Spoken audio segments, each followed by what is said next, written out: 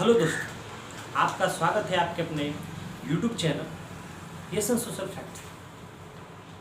आज हम लोग डिस्कशन करेंगे फंडामेंटल राइट्स, मतलब हमारे मौलिक अधिकार क्या है, उनके बारे में चर्चा करेंगे। ये हम लोग बेसिकली बचपन में तो पढ़ते ही हैं, लेकिन फिर भी क्या होता है, माइंड में कन्फ्यूजन बना रहता है बार, इसलिए आज हम सोच रहे हैं कि इसमें वीडियो बनाया जाए। तो ये बेसिकली तो 6 प्रकार के होते हैं, माना जाता है 6 और भी होते हैं इसमें, लेकिन 6 माना जाता है। और बता दूं आपको कि आर्टिकल नंबर 12 से 35 के बीच में आते हैं। ये 6 प्रकार के होते हैं। तो आपका पहला होता है राइट टू इक्वलिटी, दूसरा होता है राइट टू फ्रीडम, तीसरा होता है आपका फ्रीडम ऑफ रिलीजन, और चौथा होता है आपका कल्चर एंड एजुकेशनल, और पांचवा होता है आपका राइट अगेंस्ट एक्सप्लोइटेशन, और छठवां होता है आपका राइट टू कॉन्स्टिट्यूशनल रिडमिस। अब हम लोग इसी पे चर्चा करेंगे, एक एक करके सभी के बारे में जानेंगे। और बता दूं कि जो और भी होते हैं, तो जैसे आपका राइट टू प्राइवेसी हो गया, क्रिटिकल आपका एनालाइज हो गया आपका, और सी आल्सो मतलब कुछ देख सकते हैं, और जो फुट नोट्स हो गए हैं, और रेफरेंस, ये सब भी होते हैं, लेकिन ये 6 में आपका आ जाता है। तो बिना टाइम लॉस के हम लोग देखते हैं 6 जो फंडामेंटल राइट्स एक एक करके। इससे पहला आपका राइट टू इक्वलिटी, ये आर्टिकल आपका 14 से 18 के बीच में आता है। मतलब हम लोग को ये हक दिया गया है डेमोक्रेसी कंट्री में कि एवरीवन इज इक्वल, मतलब सभी लोग एक समान। कहने का अर्थ है अगर कोई भी गलत काम करता है तो जो एक लेबर को और एक जो आम नागरिक को सजाएं मिलेगी। हो या अगर देश का प्रधानमंत्री हो, या तो सीएम हो, या तो एसपीडीएम हो, जो भी जो गलती करेगा सबको एक समान मिलेगा। यानी कि आपको अगर एक लेबर गलती करता है, आपका अगर चोरी कर लेता है तो उसको अगर फांसी की सज़ा दे दिया जा रहा है, तो अगर प्रधानमंत्री गलती करेगा तो उसको भी फांसी की सज़ा दिया जाएगा। मतलब ऐसा तो होता नहीं है, लेकिन फॉर एग्जांपल के लिए मैंने बताया। मतलब सबको एक समान का अधिकार दिया गया, राइट टू इक्वलिटी। जो कानून रूल ऑफ लॉ है सबके लिए एक समान है। धाराएं हैं अलग अलग, उसके तहत आपका राय सुनाई जाता है, उसके पर कभी हम लोग बाद में चर्चा करेंगे। देखिए आज जो फंडामेंटल राइट्स हैं उनके बारे में चर्चा करेंगे। तो इसी तरह आपका दूसरा है आपका राइट टू फ्रीडम, मतलब यह हक है हमें कि हम कुछ भी कर सकते हैं, लेकिन एक बात बता दें, हमारा हक वहीं पे ख़त्म हो जाता है जहाँ पे हमारे वजह से किसी और को प्रॉब्लम होने लगता है। यानी कि राइट टू फ्रीडम है आपको कि हम कुछ भी बोल सकते हैं, यानी कि किसी को जाके राइट टू फ्रीडम है तो किसी को गाली देने लगे, बोले क्या ये तो हमें हक है, हम कुछ भी बोलेंगे। नहीं, ऐसा कुछ नहीं है। हमारा हक वहीं तक है जहाँ तक कि हमारे वजह से किसी और को प्रॉब्लम ना होने लगे। ये आपको राइट टू फ्रीडम दिया गया है कि कहीं भी आ जा सकते हैं, यानी कि किसी के घर में चले गए और बोले कि ये तो हमें हक है जाने का। नहीं, कुछ प्राइवेसी भी होता है, राइट टू प्राइवेसी भी एक था, उसके अंदर किसी के घर में आप नहीं जा सकते उसके बिना परमिशन का, भी होता है। लेकिन राइट टू फ्रीडम में आप एक शहर से दूसरे शहर में जा सकते हैं, और इंडिया के किसी भी कोने में घूम सकते हैं, और कहीं भी आ जा सकते हैं आपको। हाँ, यह राइट टू फ्रीडम स्पीक में आपको यह बताया जाता है कि मतलब जो भी गलत है उसको गलत है, जो सही है तो उसको सही बोल सकते हैं। यह नहीं कि आपको कोई मार के चला गया, गाली देकर चला गया तो चुपचाप बैठ जाए, ऐसा नहीं। हाँ, ये तो पूछ सकते हैं कि क्यों मारे, कैसे मारा, पूछ सकते हैं। और तीसरा है आपका फ्रीडम ऑफ रिलीजन। ये आपका आर्टिकल 25 से 28 के बीच में आता है।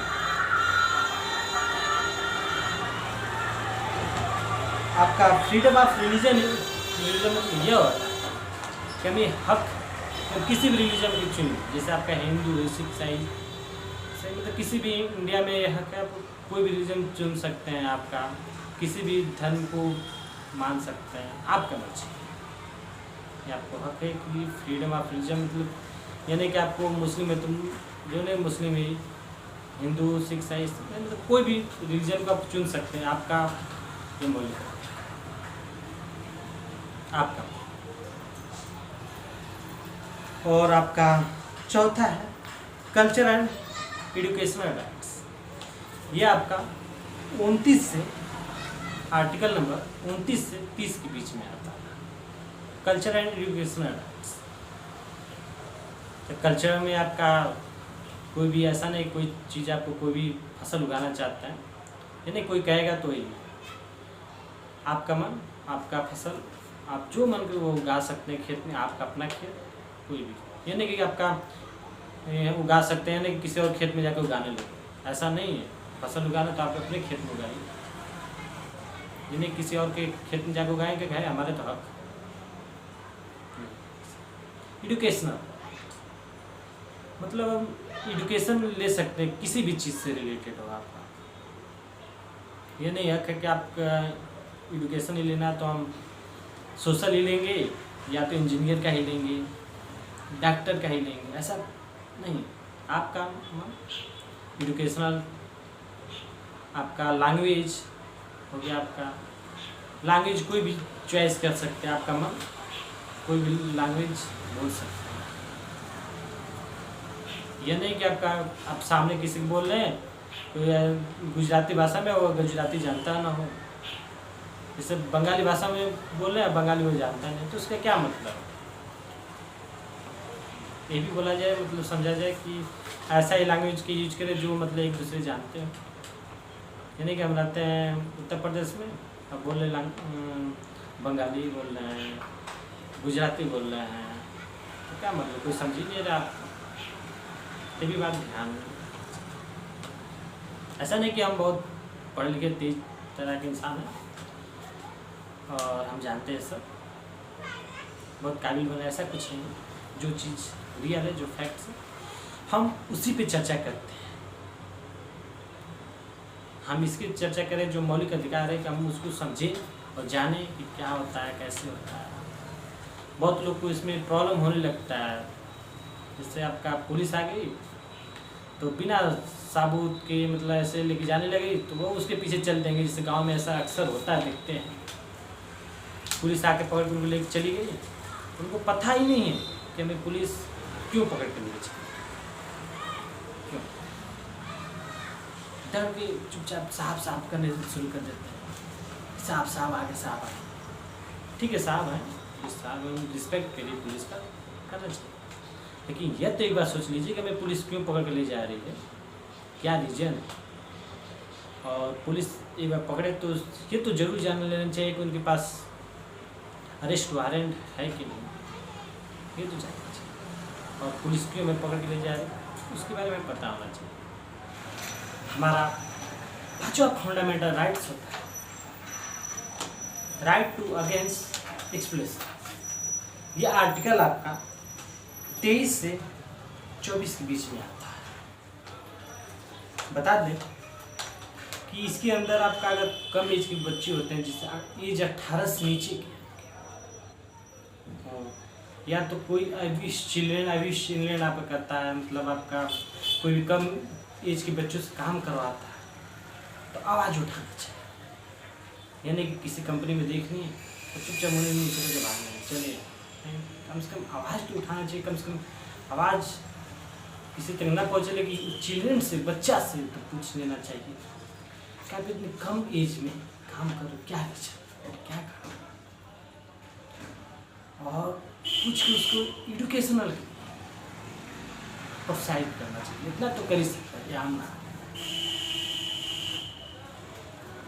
कोई भी कहीं भट्ठा में काम करते हुए कम एज के बच्चे देखें, या तो कहीं भी कैसे रेयर केस में, या तो किसी भी देखते हैं कि घर वगैरह बन रहा है तो कम एज के बच्चे हैं काम करना शुरू कर देते हैं, उनका पढ़ने के समय फिर भी कुछ घर की मजबूरियाँ होती हैं तो बहुत बच्चे को, और कुछ होते हैं आर्थिक अभाव का काम करते हैं बच्चे, तो उनको प्रोत्साहित करके पढ़ने के लिए फोर्स तो करना ही चाहिए काम कम से कम। उसके बारे में भी चर्चा किया जाता है। 5वां फंडामेंटल राइट्स, और आपका 6वां fundamental rights, right to constitutional remedies. यह आपका आर्टिकल 32 से 35 के बीच में आता है।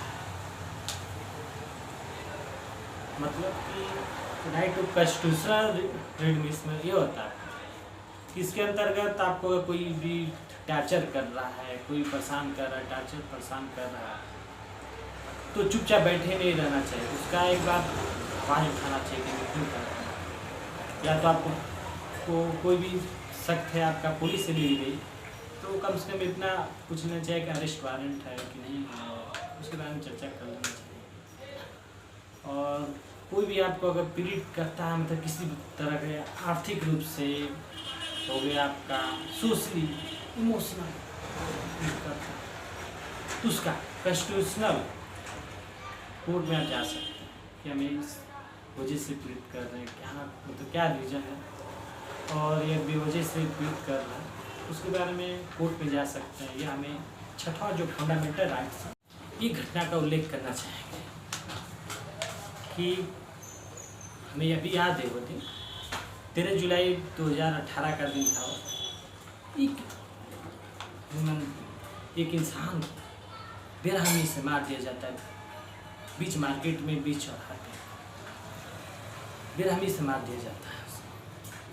जब पुलिस आती है तो किससे पूछते तो कोई गवाही देने के लिए तैयार नहीं होता, सब लोग डर जाते हैं, डर के अपने अपने घर में बैठ जाते हैं, अपने अपने दुकानें बंद कर, शटर वगैरह जो भी बंद कर देते हैं कि पुलिस आएगी, हम सब जाँच पता कर हमें परेशान करेगी। अरे कुछ नहीं करेगी, कम से कम इतना तो बता दीजिए कि कौन मारा, किसने मारा, अगर देखा हो तो बता दीजिए, नहीं देखें तो बात बताते